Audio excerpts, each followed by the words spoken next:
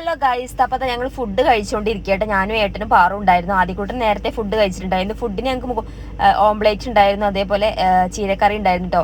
ഞങ്ങൾക്ക് കുറച്ച് വിരുന്നും കാര്യങ്ങളും ഉണ്ടായിരുന്നു. അപ്പോൾ റിലേറ്റീവിനെ കുറച്ച് വിരുന്ന് വിളിക്കാനുണ്ടായിരുന്നു. അപ്പോൾ അതിൻ്റെതായ സാധനങ്ങളും കാര്യങ്ങളും വാങ്ങാൻ വേണ്ടിയിട്ട് ജാംജൂം എന്ന് പറഞ്ഞ ഹൈപ്പർ മാർക്കറ്റിലേക്കാണ് ഞങ്ങൾ പോയിട്ടുള്ളത്. ഇവിടെ പോകാനുള്ള മെയിൻ കാരണം എന്ന് പറഞ്ഞാൽ എല്ലാവിധ സാധനങ്ങളും അവിടെ ഉണ്ട്. പച്ചക്കറികൾ, അതേപോലെ പഴങ്ങൾ, എല്ലാവിധ സംഭവങ്ങളും കാര്യങ്ങളും, പൊടികളായാലും എല്ലാവിധ സംഭവങ്ങളും ഈ ഒരു ഹൈപ്പർ മാർക്കറ്റിൽ കിട്ടും.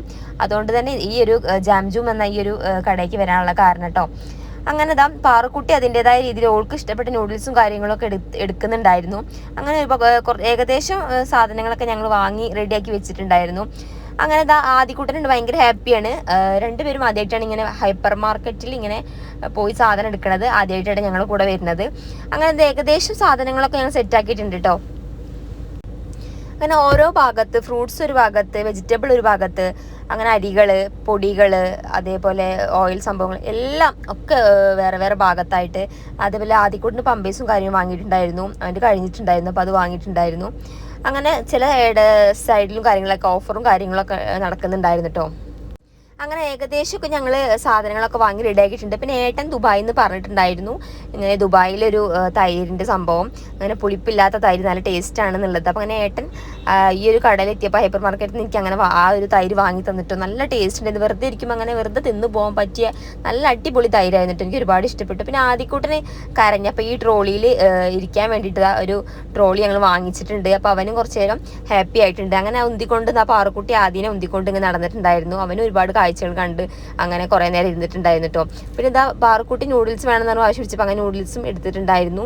അങ്ങനെ ഏകദേശമൊക്കെ ഞങ്ങൾ പർച്ചേസും കാര്യങ്ങളും കഴിഞ്ഞിട്ടുണ്ട്. ബില്ലാക്കാൻ വേണ്ടിയിട്ട് കൗണ്ടറിൽ എത്തിയിട്ടുണ്ട് കേട്ടോ.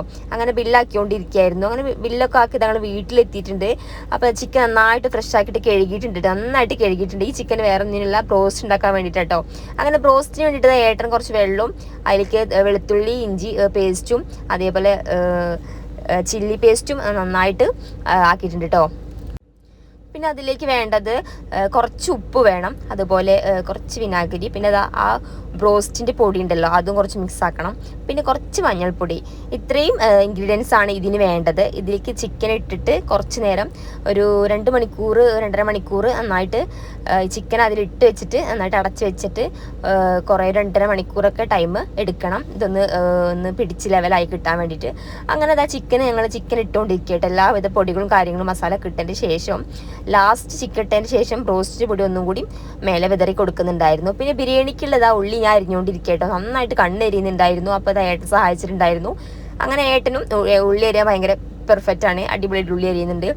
അങ്ങനെ ഉള്ളിയൊക്കെ അരിഞ്ഞൊക്കെ സെറ്റ് ആക്കിയിട്ടുണ്ട്. പിന്നെ ക്യാരറ്റ്, തക്കാളി എല്ലാം അരിഞ്ഞൊന്ന് റെഡി ആക്കിയിട്ടുണ്ട് കേട്ടോ. പിന്നെ വീണ്ടും ഉള്ളി അരിഞ്ഞുകൊണ്ടിരിക്കുകയാണ്. അങ്ങനെ കുറച്ച് ആൾക്കാരെ വിളിക്കുന്നുണ്ട്. അപ്പോൾ അതിൻ്റെതായ ഒരു പണിയും കാര്യങ്ങളും ഉണ്ടായിരുന്നു. പിന്നെ കണ്ണനായിരുന്നു ജ്യൂസ് അടിക്കാൻ വേണ്ടിയിട്ടുള്ള നിന്നിട്ടുണ്ടായിരുന്നു കേട്ടോ. അങ്ങനെ മുന്തിരി ജ്യൂസായിരുന്നു. പിന്നെ ഈ ഒരു സംഭവം തിന്നാഞ്ഞിട്ട് എന്തോ ഒരു ഇടങ്ങേറ്. അപ്പോൾ ഏട്ടൻ എനിക്ക് തന്നിട്ടുണ്ടായിരുന്നു. നല്ല ടേസ്റ്റ്, അടിപൊളിയായിരുന്നു കേട്ടോ. പിന്നെ അതേപോലെ തൈരിന് വേണ്ടിയിട്ട് ഉള്ളി, അതേപോലെ കക്കരിക്ക, ക്യാരറ്റ് ഒക്കെ എടുത്ത് നന്നായിട്ട് മിക്സ് ആയിട്ട് അങ്ങനെ തൈര് ഇവിടെ സെറ്റ് ആയിട്ടുണ്ട് കേട്ടോ. അങ്ങനെ 2.5 മണിക്കൂറൊക്കെ കഴിഞ്ഞതാ ചിക്കൻ ഒന്ന് ഓട്ടപ്പാത്രത്തിൽ വെള്ളം ഊറ്റി വെക്കുന്നുണ്ട്. ആ വെള്ളം ഊറ്റി കഴിഞ്ഞതിന് ശേഷം ഞങ്ങളുടെ അടുപ്പത്തെ തീ നന്നായിട്ട് കത്തിച്ചതിൻ്റെ ശേഷം ബ്രോസ്റ്റിൻ്റെ പൊടി മുക്കിയിട്ട് നന്നായിട്ട് ചിക്കൻ അതിലേക്ക് ഇട്ട് കൊടുക്കുന്നുണ്ട്. ബ്രോസ്റ്റിൻ്റെ പൊടി മുക്കാൻ ഞാനും ഏട്ടനും ഇട്ട് കൊടുത്ത് വറുക്കാനും ഏട്ടനും ഉണ്ടായിരുന്നു. അങ്ങനെ ഞങ്ങൾ 2 പേരും കൂടിയായിരുന്നു ബ്രോസ്റ്റ് ഉണ്ടാക്കിയിട്ടുണ്ടായിരുന്നത്. നല്ല അടിപൊളിയായിട്ട് ബ്രോസ്റ്റ് അങ്ങനെ വെന്ത് റെഡി ആയിട്ടുണ്ട് കേട്ടോ.